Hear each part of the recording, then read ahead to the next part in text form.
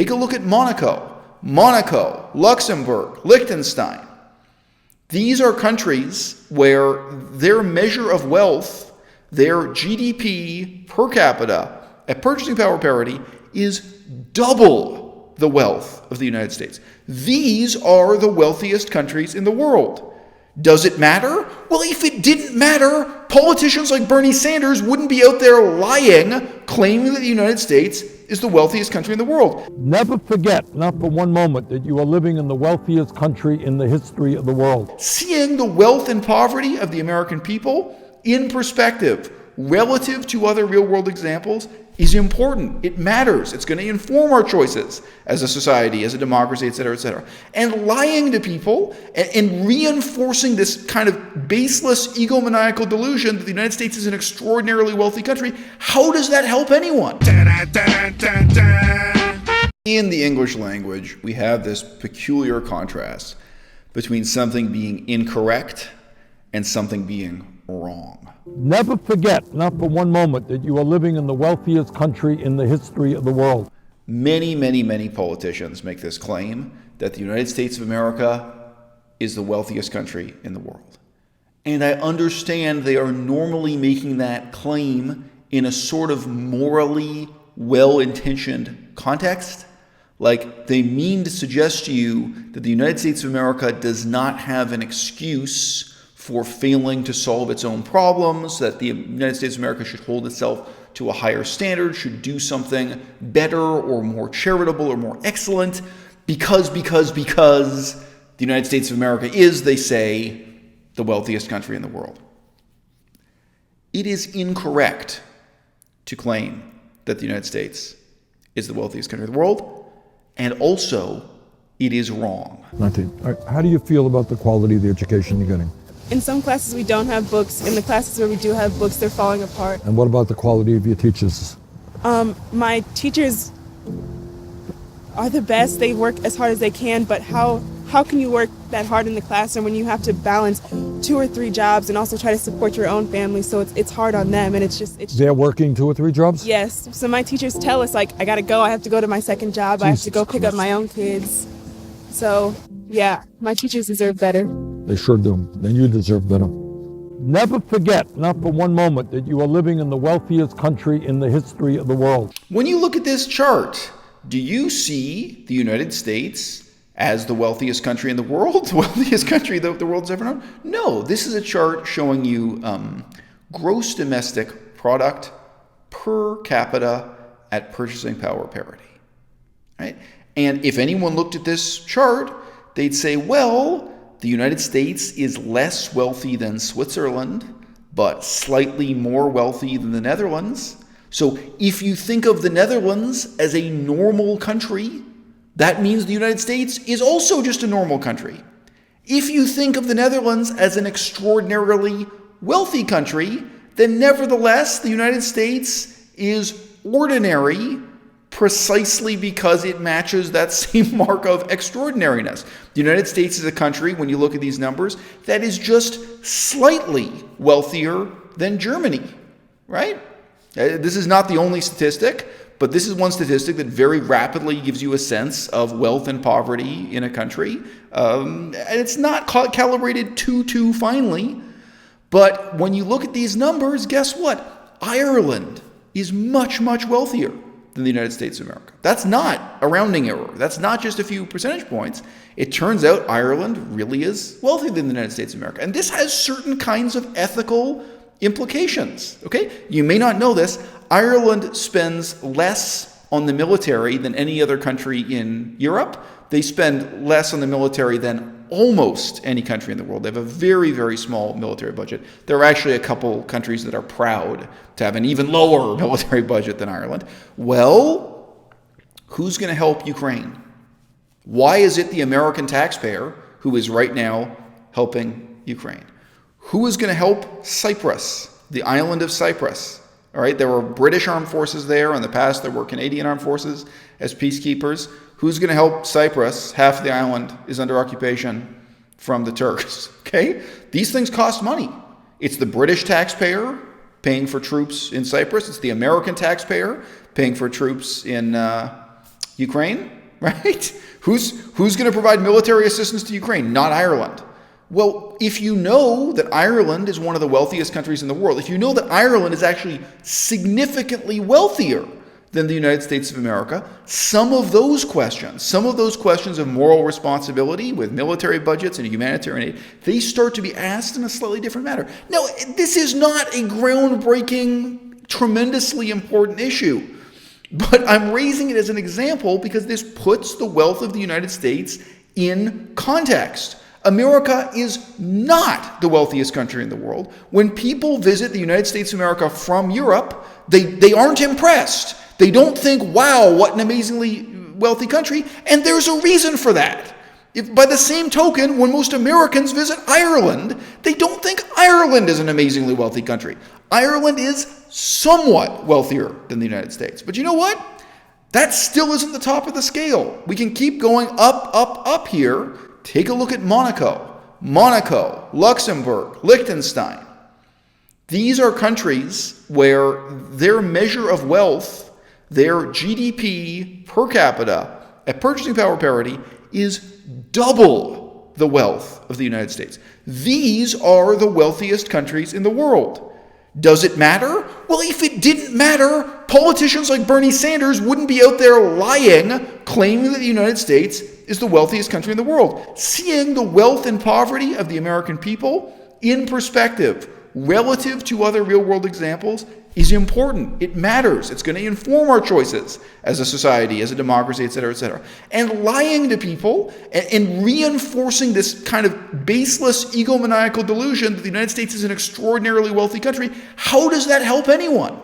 Now, above and beyond the wealth or poverty of the people, there was the question of how much the government can do. Here's a comparison of the United States to Argentina. It's not debated. Right now, Argentina is in an economic crisis. If you look at the chart there, the line towards the very right-hand side, the most recent part of the line, shoots upward. It shoots upward to 86.2% debt to GDP ratio, and that's a crisis. Whole country is in crisis. The line for the United States of America covers a much longer period of time. It's not the same time scale for these two charts. But nevertheless, you can see, within my lifetime, the last 20 years, the line has gotten worse and worse in the United States also. But for the United States, it's now above 100%. It's 106%. So we're all willing to recognize that Argentina has a problem. Argentina has a crisis at 86%. Argentina, the government of Argentina, has got to spend less money because the amount of tax revenue they can raise from their people only supports a certain finite level of spending. Why can't we have that same humble recognition about the United States of America? Why can't we stop repeating this mythology that America is the richest country in the world when it's not? Even if they were the richest country in the world, even if they were as wealthy as Ireland or Monaco, they would still have a finite amount of funds they can spend on these endless interventions, these wars without end, and indeed social programs without end. It's a real question also when we're now looking at proposals for new forms of healthcare, new forms of social services intervention. Sweden is often cited as a positive example of a country that has very high quality social services, very good prisons, very good hospitals, and this sort of thing. Sweden ranking 5th in a European survey of healthcare quality. The life expectancy, by the way, in Sweden is 81 years. That's 3 years more than in this country. In Sweden, people go to a publicly run healthcare center for all medical needs. The clinics are run by the 21 separate counties in Sweden. Doctors work on straight salary for the clinic. Richard Salzman has been studying and working with the Swedish healthcare system for 25 years. Overall, it's a very effective system. The Swedes consider it to be one of the best in the world. The statistics are impressive. Life expectancy of 81 years versus 78 in the United States. Sweden's healthcare costs are 9% of GDP, less than the U.S. 16%. Per capita spending, half at $3,323 versus $7,290 in the U.S. And there is one doctor for every 277 people, compared to 1 in 416 for the U.S. How much debt is Sweden in with its very limited tax base, very small country with a small population, small economy frankly, 38.8%. So is Sweden the wealthiest country in the world? Is Sweden extraordinarily wealthy? The wealth of the people, the wealth of the government, the quality of life people have there. Is Sweden extraordinary? Or should we take the much more humbling view that Sweden is just ordinary, and that the United States of America and Canada are actually doing really poorly compared to Sweden, right? This myth of our extraordinariness in the United States and Canada, it's not just challenged by looking at these numbers. I think it's humbled in a really useful, really dynamic way. Denmark. Is Denmark the wealthiest country in the world? No.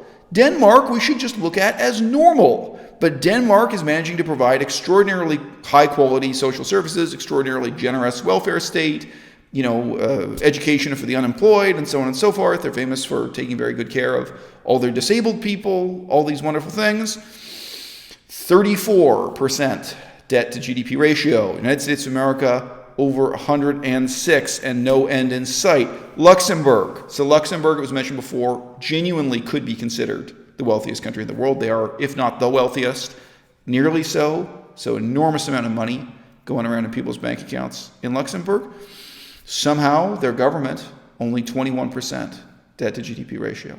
So not just the wealth of the people, the wealth of the government is extraordinary. The government there could take on extraordinary new projects and run up extraordinary new debts. The government in Luxembourg is in a position to try radical new experiments with ecology, radical new experiments with healthcare, radical new experiments with land reform or helping the poor or something.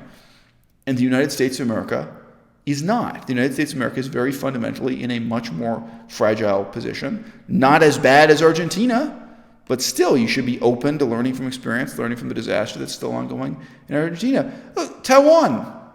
Taiwan has a very active, muscular government. It spends a lot of money on the military. It's in a constant state of war with communist China next door, Cold War or low-level war, whatever you want to say. It has to fight for its independence. It spends a lot of money on healthcare. It spends a lot of money on education, so on and so forth. But only 30%, 30.9%, I should say, debt to GDP ratio. Right? Very powerful economy. In some ways, a tremendously affluent society. There is almost zero poverty in Taiwan, even though, they don't show up at the top of the chart anywhere near Luxembourg. They're not anywhere near Ireland, even. All right? In some ways, Taiwan is really a more affluent society than the United States of America, and they're in a much better position for the government to take on new projects on a massive scale, whether that's building new railroads, new ecological initiatives, new healthcare system, you name it, right? And finally, let's just take a brief glance at the nemesis of the United States of America in foreign policy, Russia. Russia is a tiny economy compared to the United States of America. Their economy is about the same size as Italy, right? They're tiny, they're not economically powerful, they're not mighty. But somehow they're managing to sustain their army, their military, engagement in Syria and so on, without bankrupting themselves. While the United States is 106% debt to GDP ratio, Russia is only 13.5%. I'm old. And let me tell you something. I don't go in for any of this stuff of saying I'm young at heart. I'm over 40 years old, and I'm old at heart. But there's one important respect in which I manage to avoid the narrow-mindedness of middle age. And that is that I'm constantly aware of and constantly challenging myself on these types of thought-terminating cliches. Becomes a cliche that America is the richest country in the world, that Canada is one of the wealthiest countries in the world. People say it over and over again, sometimes using it sincerely to call on American politicians to answer to a higher standard, sometimes using it cynically to justify one political decision over another, one policy direction over another. Sometimes it's used to justify ignoring millions and millions of dollars being spent on military adventures overseas. The first lesson that all of us should learn from this example is to live with this discipline in our own lives of questioning, investigating, challenging, and overturning the things that we presume to be true. For just a couple of months, I got into the habit of saying that Sweden has one of the greatest educational systems in the world.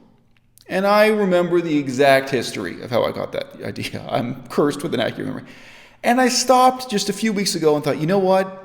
I never really did any reading or investigation. I looked into it, and I found out the education system in Sweden has some really serious problems. It really does. They've made some really bad choices. They actually have really serious political questions to ask themselves and a really serious challenge of reform now in trying to save the Swedish education system. It has some advantages. It has some, okay, that was eye-opening. That was educational, all right?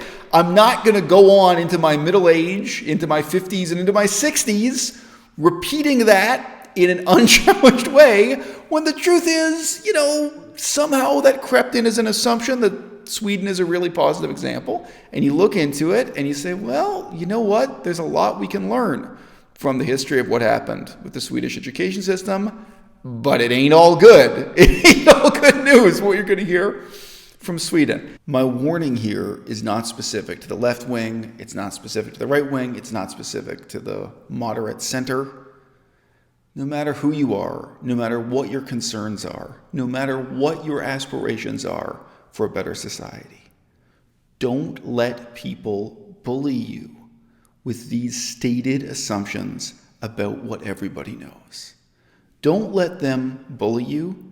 And don't let yourself sink into this habit of mind of invoking conventional wisdom that cannot be challenged. When people try to tell you, everybody knows that policies about getting tough on drugs don't work.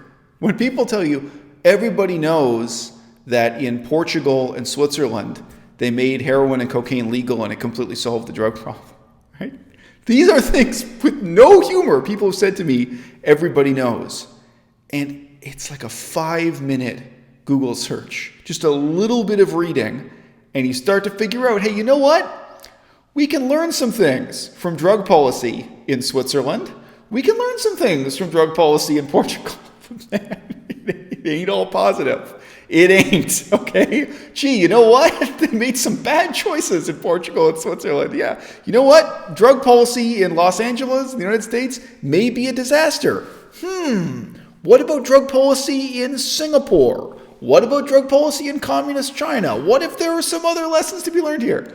Don't let people bully you with what seem to be self-evident truths, like this idea that the United States of America is the wealthiest country in the world, like this idea that the United States of America has unlimited tax dollars. It just takes a little bit of Google searching, a little bit of challenging yourself, of educating yourself. And when you live by that standard, when you really do hold yourself to that higher standard, I think it's fair for you to go around with an open heart and an open mind and challenge others to live up to it also. To say to others, hey, look, I'm engaged in questioning how I know things. I'm engaged in examining my own assumptions and where they come from. I'm still out here learning new things at age 41 or whatever age you happen to be. So why not you too? Why can't you step it up and move past invoking these thought-terminating cliches, these cliches that serve to put an end to rational discourse and hem you in and define the world for you? Why not say, hey, wait a minute. How do we know the things that we think we know? Maybe if we just examine them a little bit, maybe we're going to find that what gets said behind a podium by politicians, those aren't things we really know at all.